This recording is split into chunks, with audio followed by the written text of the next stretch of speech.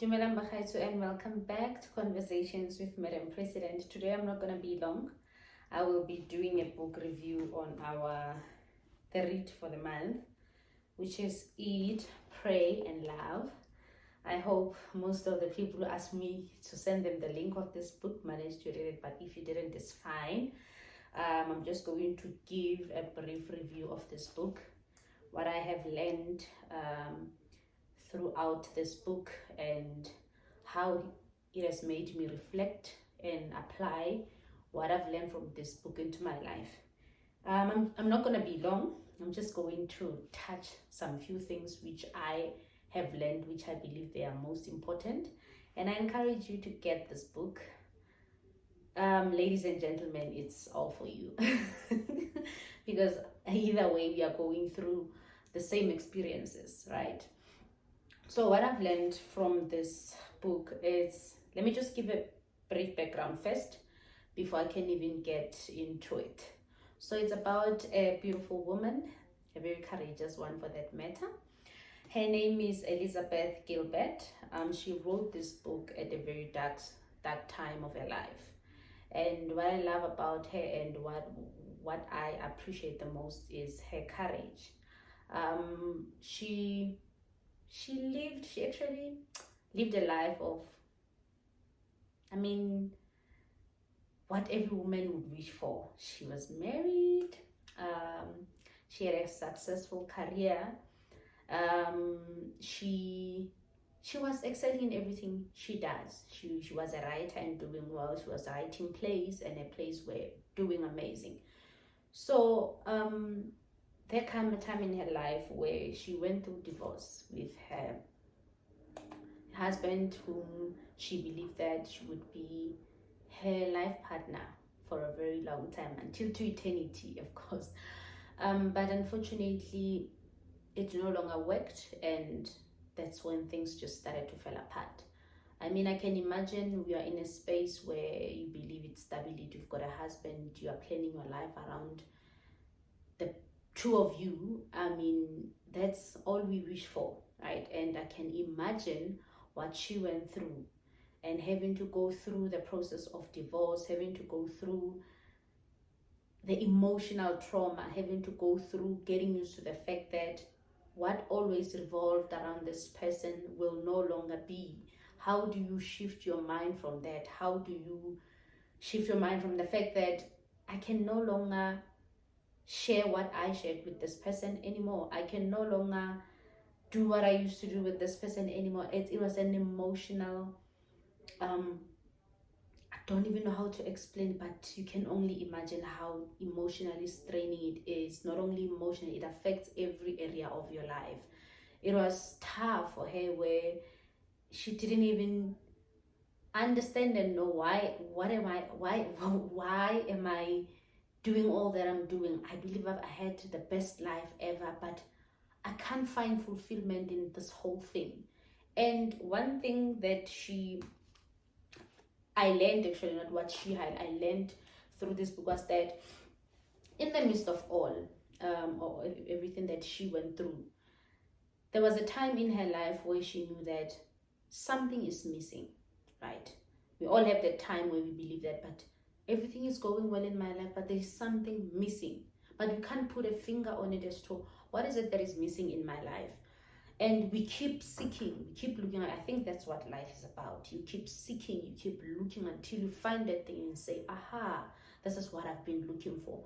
That's why working on ourselves is very important. You discover new things about ourselves every day, and we just, and discover things that we never thought they were the real challenge. And we discover that this is something that has been holding me back for a very long time in everything that I do. This is one thing that has been, imprisoning my mind, my thought process, and how I see things, the lens from which I see life, I see things, or I perceive things. So it just, she knew that something was missing in her life. And there was a time in this book when she was like, I had everything, and first time in my life, I went to the bathroom and I cried tears out.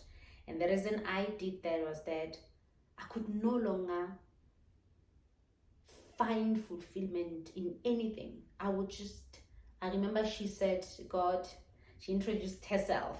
The first prayer ever. She was like, God, I haven't been doing this, but here I am today. My name is Elizabeth. I mean, that was so profound. It was so profound to say. She acknowledges that I've tried everything in my power. I've tried everything to make this work. I've tried to figure things out on my own. But this time I can't. This time I am just not in a space where I can do this. I need you to assist me. I need you to make sense of my life, because I thought I was in control. I mean, who wouldn't want to be in control? Always want to be in control, but I mean, there are limitations to things that we can be in control of. So that's the moment where she surrendered all her knowing, the moment she surrendered all that she knew to God, you know. And that moment was amazing, because there is a season in our lives where we think we got this, like we got things going and we got everything in our control, and we think that we are in charge, until things just comes to a standstill, and our knowledge does no longer work, our intelligence does no longer work, everything that we exhaust does not work. And that's when we just like, I surrender to the higher power, you know, that is beyond my knowing, that is beyond my own wisdom, that is beyond my own understanding. She surrendered to receive an intervention that she never experienced in her life. And that's when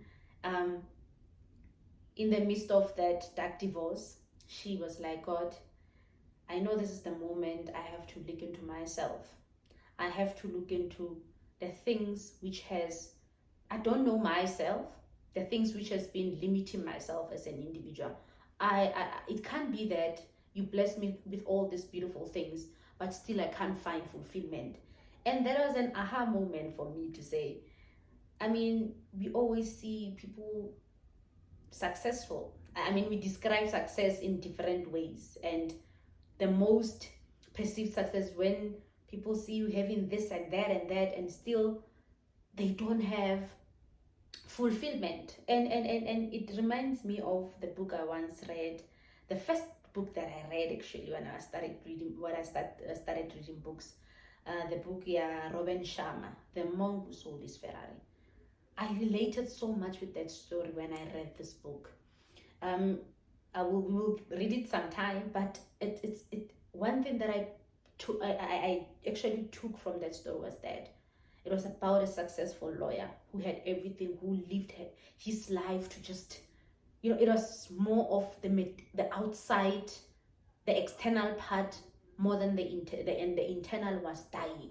Internal was that even if he's doing great things out there and people can see that he's achieving, but inside he felt empty. Inside he felt like, I feel empty. And I think every one of us gets to that point where you have to set boundaries to say, okay, that's enough. I've given so much to the world, and I think I have given so much, such an extent that I don't have anything for myself. And that's when we learn to set boundaries. As much as we know that our lives are of service, or as much as we make decisions to say, my life is of service, however, we still need to protect ourselves in a sense that we set boundaries to be able to thrive in the service that we want to offer. I mean, we can't thrive when we are empty, right? So it's very much important that we set boundaries in each and everything that we do. If you are a giver, yes, be a giver, but set boundaries for yourself. Have a limitation. I give until up to this far, because I cannot give what I don't have. So it's more of we give, or we serve, but at the end of the day, we don't find fulfillment at all. What does it do? It makes us feel that whatever that we're doing, it's useless. And whatever, we don't even appreciate what we are blessed with. I mean, how do you appreciate a blessing when it does not give you fulfillment? It sounds somehow, but that's the reality of it. So from this book, one thing that shifted my mind, and which I can relate it to that book of the monk who sold his Ferrari, is that it's very much important to know who we are. It's very much important to set boundaries. It's very much important to do things which fulfill us. And the only way to do that is to find out who we are. Let's keep seeking. Even if you win, keep seeking, because I think that's not the end of you. Sometimes you get lost into the victories, to say you celebrate too much, such an extent that you even miss the opportunity to learn more about yourself, so that you can be able to continue to do great things. We just get, when you win, you be like, I'm comfortable in this win. This is who I am. I'll always be known for this win. And that's something we get lost into. So when you win, appreciate the win. Take your time and, learn so much, because win does not come, Jay. There are so many things that you would have went through. Reflect on that. How do I make sure that I don't repeat the same mistakes that I did? How do I make sure that I don't do things that holds me back? I want to do better than the win that I have achieved before. So the only way to do that is if you are conscious about yourself, you're conscious about your shortcomings, you're conscious about your limitations, or okay, this is how I managed to get here, and there's things we're struggling with, and we need to acknowledge them. And the moment we do that, we are able to work on them and create an environment which we can be able to overcome them and do even more better. So consciousness is very important. When we are aware, when we are conscious of things that are limiting us and not overlooking them, is then that we can be able to win. So this book, it's more about that. So this woman was conscious or aware of the fact that she cannot do it on her own. I mean, she exhausted every way possible, and she can't do it anymore. Now she has to seek for something bigger than herself. And that's the moment in the book where she was like, God, let me check if I could find that prayer. It just caught my eye, and I'm like, the way in which she introduced herself, the way in which she was so honest. I mean, honesty is everything.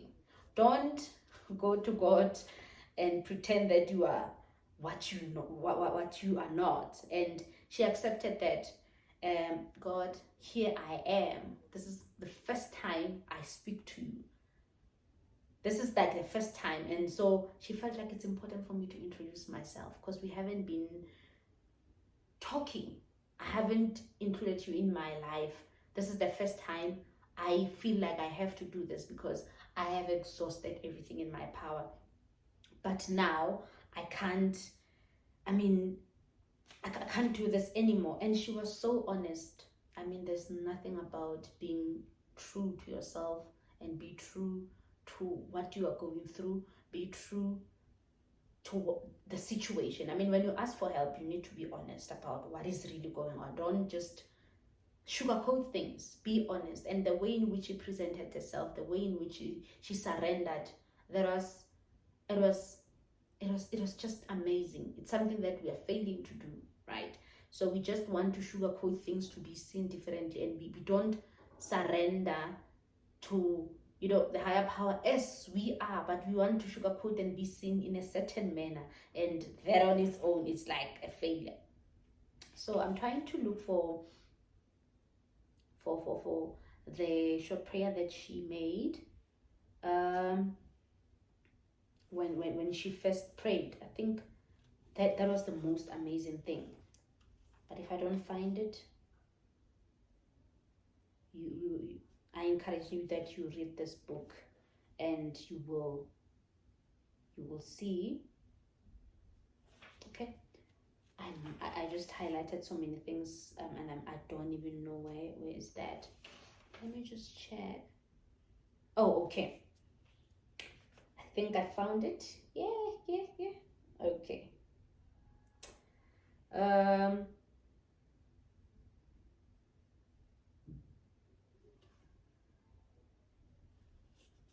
Yes, I think I found it. Okay. Yes. Should start from. Oh, yes, there it is. said to God through my gasping sobs was something like, "Hello God, how are you? I am Liz. Nice to meet you." That's right. I was speaking to the creator of the universe as though we'd just been introduced at a cocktail party, but we work with what we know in this life. And these are the words I always use at the beginning of a relationship. In fact, it was all I could do to stop myself from saying, "I've always been a big fan of your work. I'm sorry to bother you so late at night," I continued, "but I'm in serious trouble. I'm sorry I haven't ever spoken directly to you before. But I do hope I've always expressed ample gratitude for all the blessings that you have given me in my life." Isn't it genuine? And it's just amazing. So she was just being honest about her relations with God, about her situation. And I mean, who wouldn't assist someone who's so genuine and saying, "Here I am, this is my name, that's what I'm going through."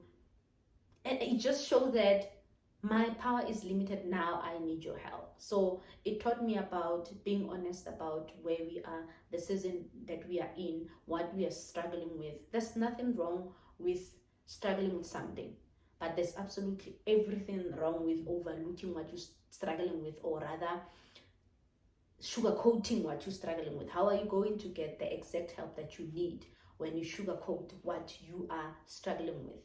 And I've learned to get into a space where it's okay to have limitations. It's okay to have shortcomings. We are all human, but it takes us honest, I mean, like being brutally honest with our situation to say, this is where I am, this is the help that I need. I mean, that on its own, it's liberating ourselves. And you know, opportunities will present themselves where we are able to work on those shortcomings.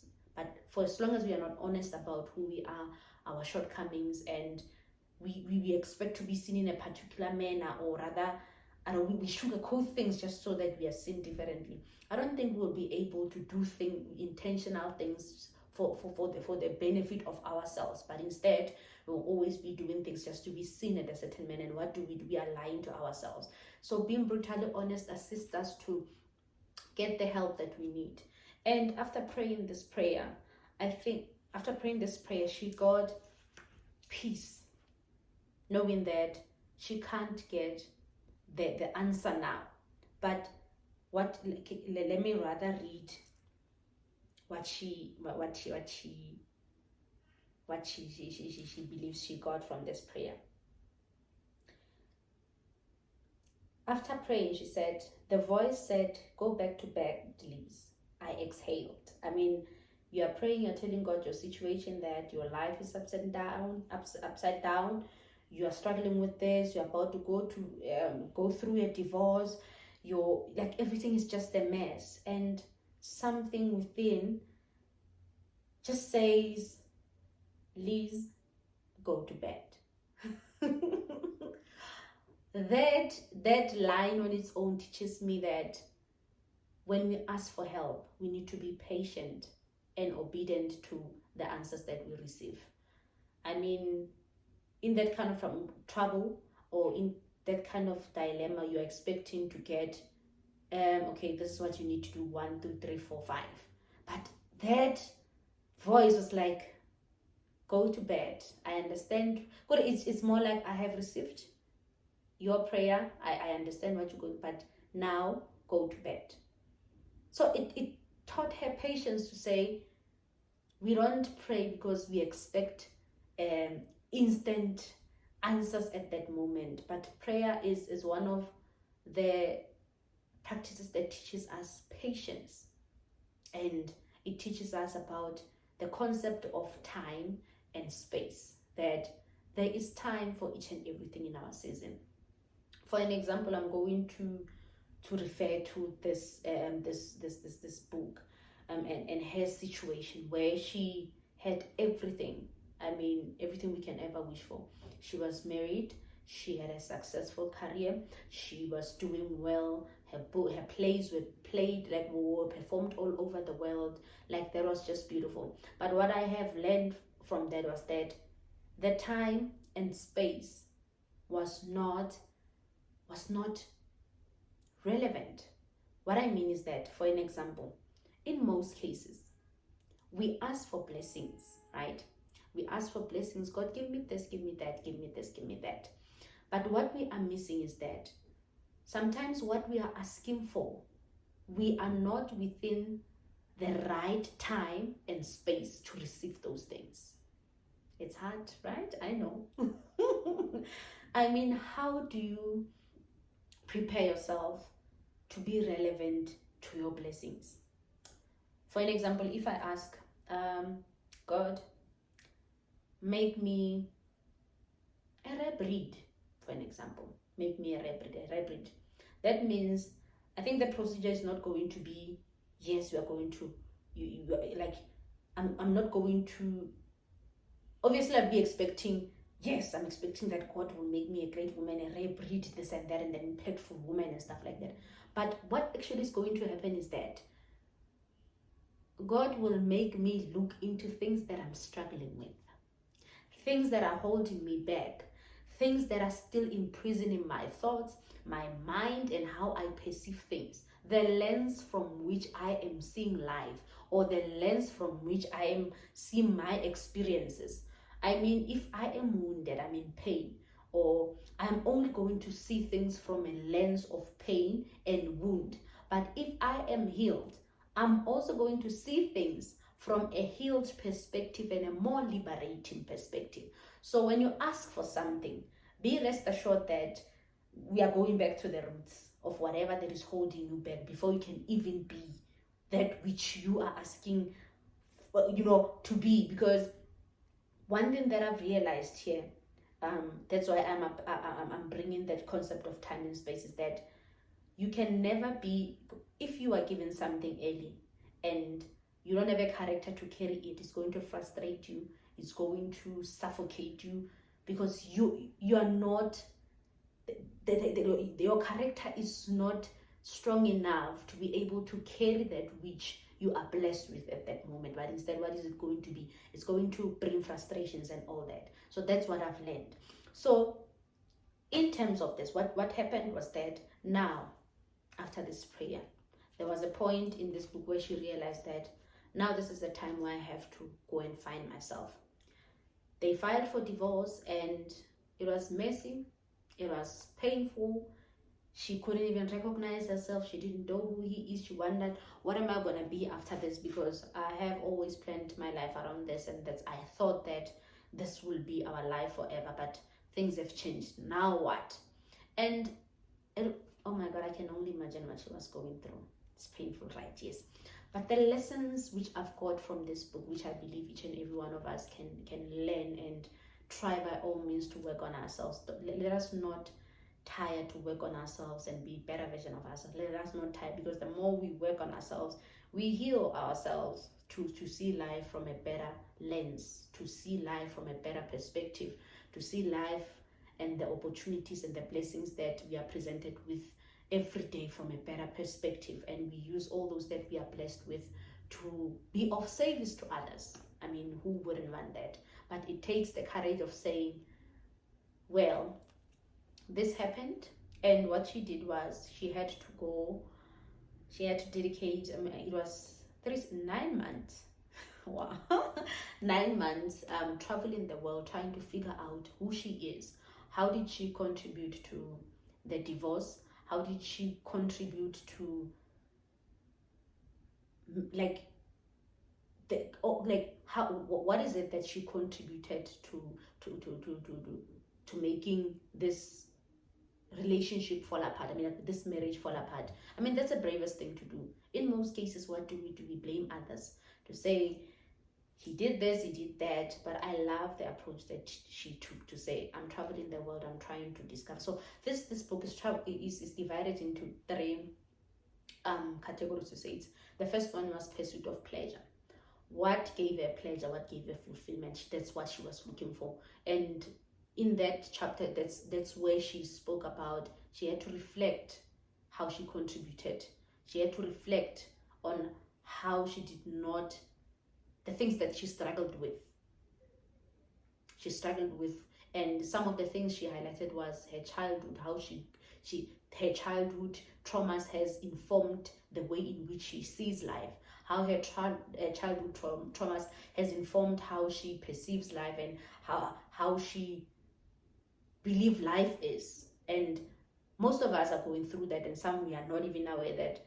But the pattern in which I have been following for all these years, it derives from the patterns of my childhood, whether they are toxic or they are healthy. But most of us, we only realize by seeing the patterns that have been occurring in our lives. And until we are able to recognize, or no man, I'm not thinking from a healed space, I'm thinking from a wounded space. We see these patterns have been repeating themselves in my life. Now, for me to be able to break these patterns, I have to look into my life. What happened? What are toxic childhood traumas that were instilled in me that makes me see life this way? What has happened to me that makes me believe or perceive or see life in this way? What is it that I have learned that is holding me back? What are the patterns I have made, habits that are actually holding me back? So it takes courage to even look into those things, and we realize that some of the things that has happened, it's our own contributions, it's our own perceptions about life, and it takes courage to even say, unpack them. So instead of saying it is his fault, he did this and that, she did this and that, she took that as a lesson to say, let me look deeper within to understand, why is it I see life in this way? Why is it that I don't get fulfillment? Instead, I use external things to give me fulfillment. And when those external things are taken away, our lives fall apart, and some unfortunately don't come back from that. And takes courage to actually look deep into ourselves, the things that we are struggling with, because looking into yourself and the things you are struggling, that means that process is ugly. Who would want to talk about things, the bad things about themselves, like I was selfish, I was naive, I was self-centered, it was all about me? It's not everyone who does that and accept that, but that was my fault. That's why everything has happened the way in which it has been happening for this time in my life. So it's a hard process that needs you to be truthful with yourself, so that you can be able to deal with whatever that has imprisoned you all this time. And to break free, you need to be honest with yourself, change the way you see things, heal the parts of you that needs healing, seek for the help that you need, and understand that we are work in progress. We are work in progress, and every day we discover things about ourselves. So self-awareness is very important. That's what I loved about this woman. She was self-aware, and the trip that she took to discover, the first one was the pursuit for pleasure. She dedicated that journey to look into the things that fulfill her. Simple, and she found that it's very simple things that she always wished to do when she was young. The thought of just eating that particular thing in a certain manner, doing what you always wish to do, although to other people it looks stupid, to you it fulfills you. And it's never about how people see the thing, but it's more about, does it give you fulfillment? The thing that you're doing, does it give you fulfillment? And we always overlook such things and say, what will people say? But at the end of the day, it's all about fulfillment. And we just dwell into things that does not give us fulfillment, because we are looking for an external validation. So the moment we just sit back and look back and say, what is it that gives me fulfillment? Is it me cooking for myself? Is it me taking myself out for breakfast or ice cream? Those simple things. Is it me just going to the park having this? Is it me writing? Is it me speaking? Is it me supporting other? Is it me saving other? We need to go back and just find that one thing.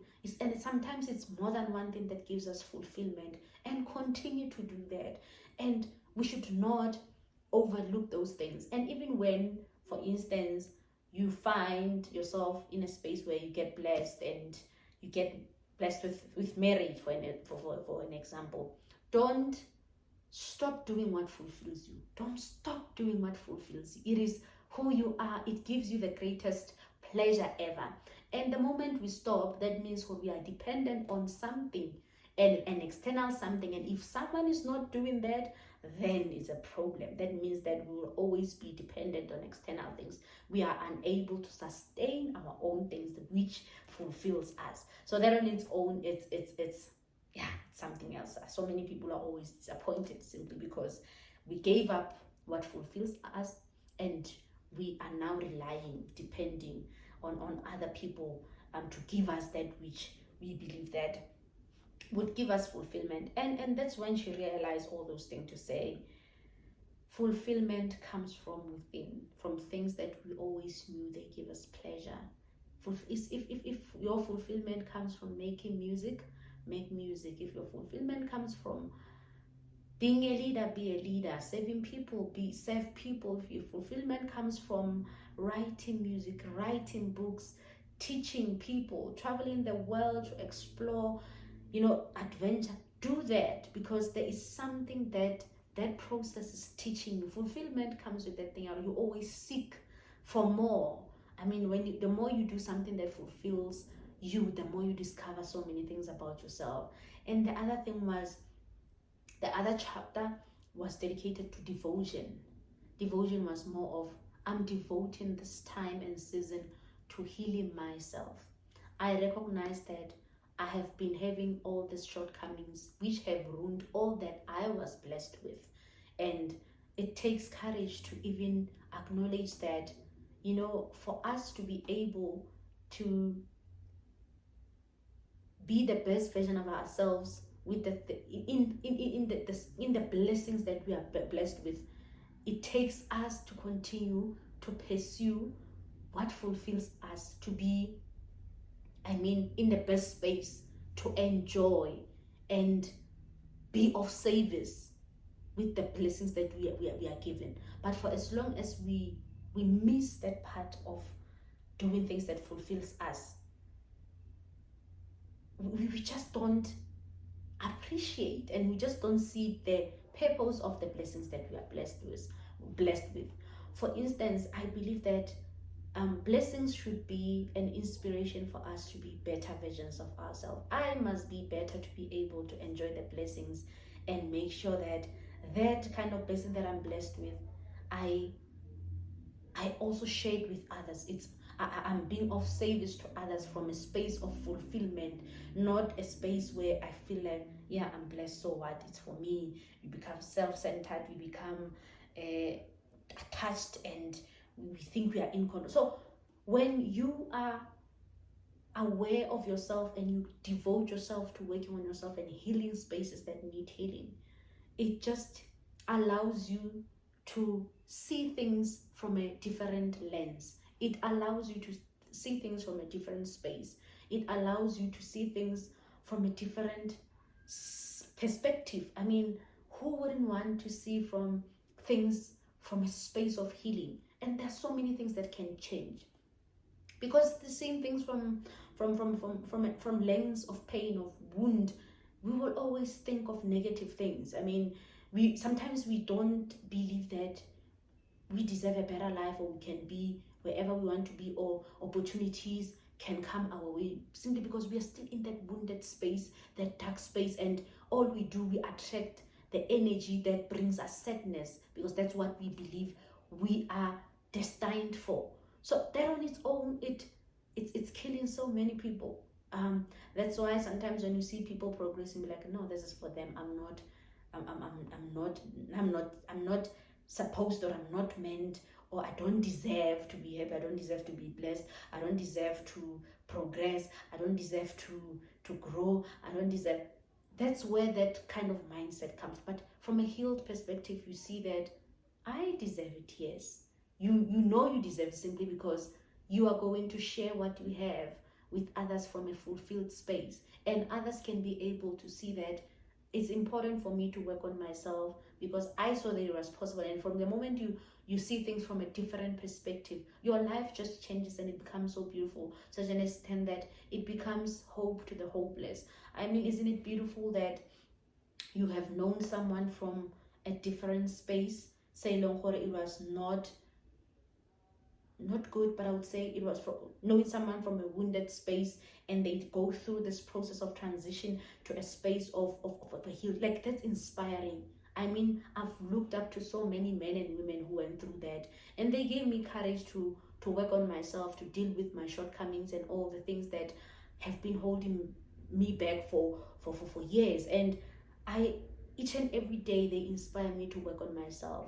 I'm not where I want to be, but working on myself have moved me from one space to the other. My thought process, how I see things, how I small things fulfill me, things that I've always wanted to do, or that fulfilled me when I was young. To this day, I do them, and they just give me this little, I just become a baby. The little girl is in me just becomes happy, because those are the things that have always been fulfilling me all this time. So it's just beautiful to watch that kind of the change. And what does it do? It gives hope to the hopeless. So this story is amazing. In a sense, this book is amazing because it just gives you that thing of reflect, devote time to your own healing, devote time to your own self-development. Be aware of things that are holding you back. Be aware of what is it that has been imprisoning your mindset to see things from the lens of pain, wound, or darkness, but rather of darkness. So instead, we choose to be aware, be in that space, deal with it, heal the parts of us that are still wounded, and try to see things differently. And I truly believe that we will live a fulfilled life. And this on its own has inspired me to even continue to work on myself, and I believe that it will also inspire you out there. Whatever season that you are in, be patient with yourself. Whatever space you are in, be patient with yourself, because time, everything happens in its own time and space. I mean, like, the concept of time and space is just beautiful because it teaches us about the relevance of everything that happens in our lives. So everything just flows. So be in that season, be patient with yourself. The healing process is not easy, it's messy actually, but be patient with yourself. Love yourself enough, and be kind to yourself, and understand and acknowledge the space that you are in, and do everything in your power. Seek for help. Talk to people who have been in your space before. Talk to people who have overcome the challenge that you are currently facing. They will give you wisdom as to do this and that, and commit yourself, and you will see the results will be beautiful. And the growth that comes with, new relations that are formed in the process, new people, new relations, new opportunities, like everything just falls into place, because the moment you commit to say, I am going to continue to seek and heal the parts of me that are holding me back, and seek for something better, so that I can see life from a different perspective. Trust me, there will be people coming your way to help you. There will be people coming in to inspire you, to encourage you, to even give you wisdom on how to, go through this process in a way that you appreciate it, you learn as much as you can, so that you can share with others that are coming after you. And we must learn to be be present in whatever space that you are in, to be able to learn whatever you need to learn.